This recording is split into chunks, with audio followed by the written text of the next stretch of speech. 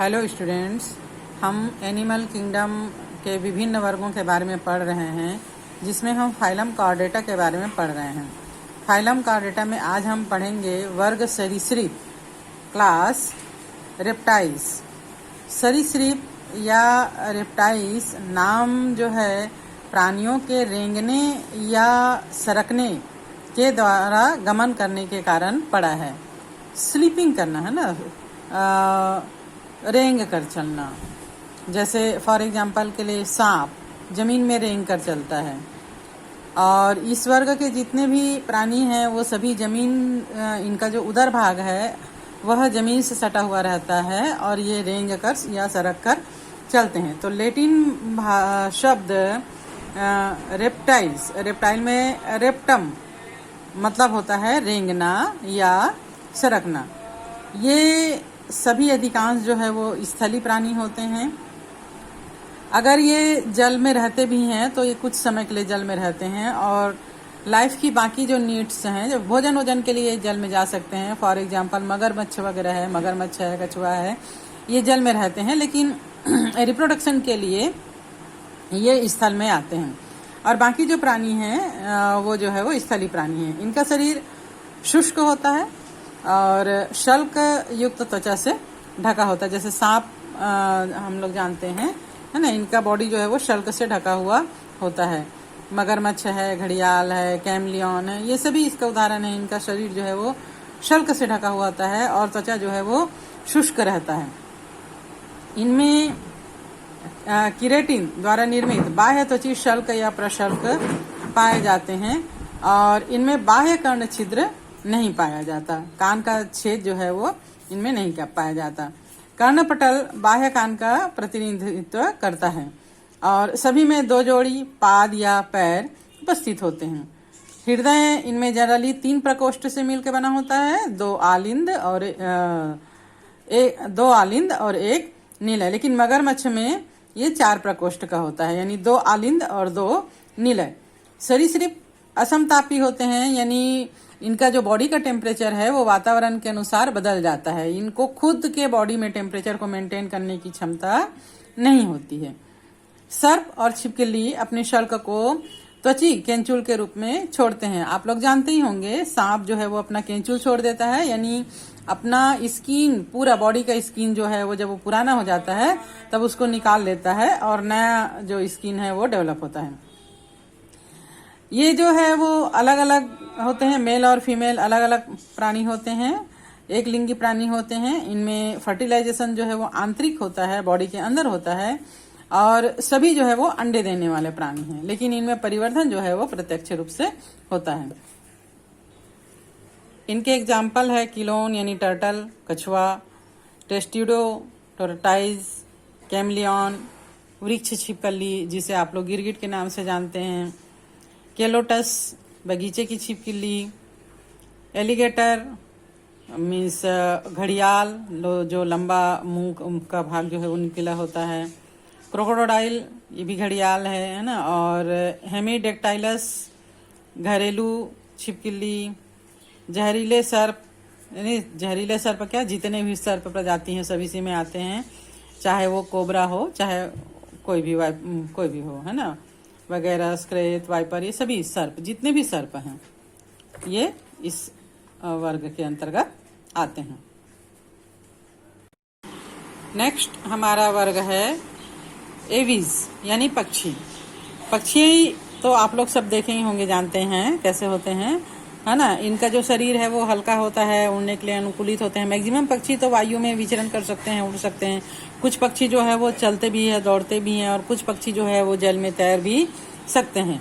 तो एविस का मुख्य लक्षण जो है वो शरीर के ऊपर पंखों की उपस्थिति और उनकी उड़ने की क्षमता होती है।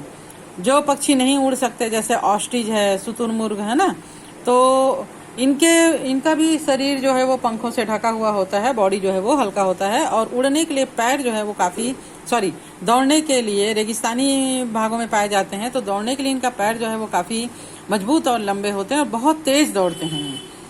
और सभी पक्षियों में मुख के स्थान पर भोजन ग्रहण करने के लिए चोंच पाया जाता है, जो इनकी भोजन के क्या बोलना चाहिए, वैरायटी के आधार पर इनका चोंच जो है वो विभिन्न प्रकार के रूपांतरित होते हैं। जैसे जो मांस पक्षी होते हैं, मांस को नोच नोच के खाते हैं, गिद्ध वगैरह, तो उनका चोंच जो है वो काफ़ी नुकीला और शार्प होता है।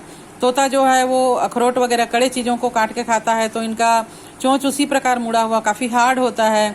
बतख जो है वो पानी में रहता है, कीड़े मकोड़ों को मिट्टी से निकाल के खाता है, तो थोड़ा चपटा होता है। कीड़े मकोड़ों को खाने वाले जो पक्षी हैं उनका चोंच छोटा और शार्प होता है। तो ये भोजन के वैरायटी के अनुसार इनके चोंच में विविधता पाई जाती है। अग्रपाद जो है वो उड़ने के लिए रूपांतरित होता है, पंख के रूप में होता है। और पश्चपाद में सामान्यतः शल्क पाए जाते हैं, जो रूपांतरित होकर चलने के लिए, तैरने के लिए या पेड़ों के शाखाओं को पकड़ने के लिए, जैसे गिद्ध जो है वो शिकार को पकड़ता है, पेड़ की शाखाओं को पकड़कर बैठता है, तो उसके लिए अनुकूलित होता है। बतख जो है वो पानी में तैरता है, तो इसके पैर की उंगलियों के बीच में पतवार के समान जालीनुमा संरचना पाई जाती है। ऑस्ट्रिच जो है वो दौड़ता है, तो इसके पैर जो है वो काफ़ी लंबे और दौड़ने के लिए अनुकूलित होते हैं। इनकी त्वचा जो है वो शुष्क होती है। पूंछ में तेल ग्रंथि को छोड़कर कोई और त्वचा ग्रंथि इनमें नहीं पाई जाती। अंतः कंकाल की लंबी अस्थियां खोखली होती है। इनके बॉडी जो है वो उड़ने के लिए अनुकूलित होता है, इसलिए हड्डियां जो हैं वो खोखली प्रकार की होती है, ताकि इनके शरीर का जो भार है वो कम हो सके। और फेफड़ों के पास वायु कोश उपस्थित होता है, जिसमें वायु भरा रहता है, जिससे बॉडी का भार जो है वो कम हो जाता है। ये उड़ने के लिए एक प्रकार का अनुकूलन है। इनका पाचन ग्रंथि में सहायक संरचना क्रॉप और प्रेषणी होता है, जो हर प्रकार के भोजन को पचाने के लिए अनुकूलित होता है। हृदय जो है वो पूर्ण 4 प्रकोष्ठ का बना होता है, यानी 2 आलिंद और 2 निलय। बॉडी जो है वो समतापी यानी होम्योथर्मस होता है, जो अपने बॉडी के टेम्परेचर को वातावरण के टेम्परेचर के अनुसार बदलने नहीं देता, अर्थात इनके शरीर का ताप नियत बना रहता है। इनमें श्वसन जो है फुफ्फुस यानी लंग्स यानी फेफड़ों के द्वारा होता है। वायु कोश फुफ्फुस से जुड़कर सहायक श्वसन अंग का निर्माण करता है। और इसके एग्जाम्पल में जितने भी पक्षी हैं, कार्वस, कौवा, कोलंबा, कपोत, सिटुकुला यानी तोता, स्टूपियो यानी ऑस्ट्रिच, पैको यानी मोर, एटिनो डायटीज यानी पेंगुइन, सुडोगाइपस, जितने भी पक्षी हैं सभी इस वर्ग के अंतर्गत आते हैं। और सबसे लास्ट में है वर्ग स्तनधारी। स्तनधारी मैमल्स जो है वो जीव जगत के सबसे ज़्यादा विकसित या डेवलप प्राणी हैं। जैसे कि इसके नाम से पता चलता है, स्तनधारी यानी ऐसे जीव जो अपने बच्चों का स्तनपान कराते हैं। स्तनपान कराने के लिए इनमें स्तन ग्रंथियां पाई जाती है। उन सभी जीवों को हम स्तनधारी वर्ग में रखते हैं। इस वर्ग के प्राणी सभी प्रकार के वातावरण में पाए जाते हैं, चाहे ध्रुवी ठंडे भाग हो, रेगिस्तान हो, जंगल हो, घास का मैदान हो और अंधेरी गुफा हो, किसी भी प्रकार का, है ना, हर जगह ये पाए जाते हैं। इनमें से कुछ उड़ने और पानी में रहने के लिए भी अनुकूलित होते हैं। उड़ने वाले स्तनधारी में इसका उदाहरण है चमगादड़, और पानी में रहने वाले स्तनधारी का मुख्य उदाहरण व्हेल। स्तनधारियों का सबसे मुख्य लक्षण दूध उत्पन्न करने वाले ग्रंथि यानी स्तन ग्रंथि हैं, जिनसे ये अपने बच्चों को पोषण देते हैं। इनमें 2 जोड़ी पैर होते हैं, जो वास स्थान के अनुसार चलने दौड़ने, वृक्ष पर चढ़ने के लिए, बिल में रहने के लिए, तैरने के लिए, उड़ने के लिए, जिस भी वातावरण में ये रह रहे हैं या जिस चीज़ की उनको आवश्यकता है, उस आधार पर इनके पैर रूपांतरित हो जाते हैं। इनके स्किन पर यानी त्वचा पर रोम यानी छोटे छोटे बाल पाए जाते हैं, और बाह्य कर्णपल्लव पाया जाता है। कान का जो छिद्र है उसके बाहर कान को सुरक्षित रखने के लिए कर्णपल्लव पाया जाता है। जैसे आपने गाय के बड़े बड़े कान देखे होंगे, जिसको हमेशा हिला के मक्खियों को भगाते रहता है ना। तो इस प्रकार सभी में, है ना, मनुष्य का कान, ठीक है। जबड़े में विभिन्न प्रकार के दांत पाए जाते हैं, जो मसूड़ों की गर्तिका में लगे रहते हैं। जैसे आप अपना दांत देखो, मनुष्य का दांत तो चबाने के लिए, काटने के लिए और पेस्ट बनाने के लिए अलग अलग प्रकार के दांत हमारे मुख में लगे रहते हैं। 10th में आप लोगों ने पढ़ा था। हृदय इनका कंप्लीट होता है 4 प्रकोष्ठ का बना हुआ, 2 आलिंद और 2 निलय। श्वसन की क्रिया पेशी डायफ्राम के द्वारा होती है। वक्ष स्थल पर हड्डियों का बना हुआ, अस्थियों का बना हुआ और अस्थियों से जुड़ा हुआ पेशियों का बना हुआ संरचना होता है।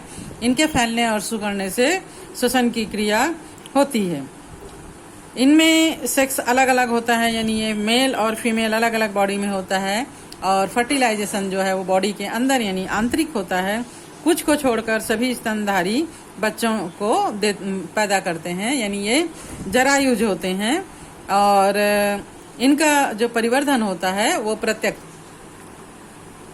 एग्जाम्पल के रूप में यहाँ पर आप देख रहे हैं अंडज यानी ओर्निथोथोरिस प्लेटिपस, ये अंडे देने वाले प्राणी हैं। जरायुज में मैक्रोपस कंगारू है ना, इनमें एक बच्चादानी थैली होती है। बच्चा जो है वो पूरा डेवलप नहीं होता है। जन्म के बाद इसको माँ जो है वो थैली के अंदर रहती है और इसी में स्तन ग्रंथियां पाई जाती है, जहाँ बच्चा पोषण प्राप्त करके पूरी तरह डेवलप होता है। टेरोपस यानी फ्लाइंग फॉक्स, कैमिलस ऊंट, मकाका यानी बंदर, रैट्स मतलब चूहा, कैनियस यानी कुत्ता, फेसिस यानी बिल्ली, एलिफस यानी हाथी, इक्वस मतलब घोड़ा, डेल्फिनस मतलब सामान्य डॉल्फिन है ना, वेलोनिप्टेरा यानी ब्लू व्हेल, पैंथरा टाइग्रिस यानी बाघ, पैंथरा लियो मतलब शेर, ये सभी जो है वो मैमल्स के अंतर्गत आते हैं।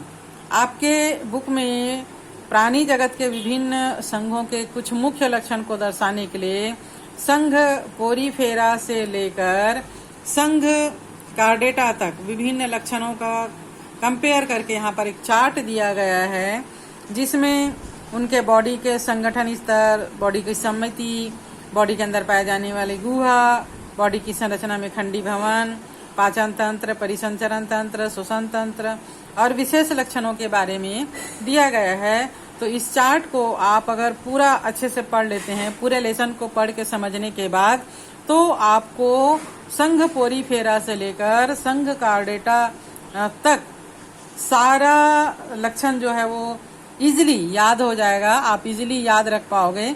इसके साथ आप जब कॉपी में नोट बनाओगे तो उदाहरण को जोड़ लेना कि संघ पोरीफेरा में कौन से जंतु उदाहरण के रूप में हम लेते हैं, से लेकर संघ कार्डेटा में कौन कौन से जंतुओं को उदाहरण के रूप में लिया गया है। तो आपका ये पूरा लेसन जो है वो इजीली एक चार्ट के रूप में प्रिपेयर हो जाएगा और ये आसानी से याद भी हो जाएगा।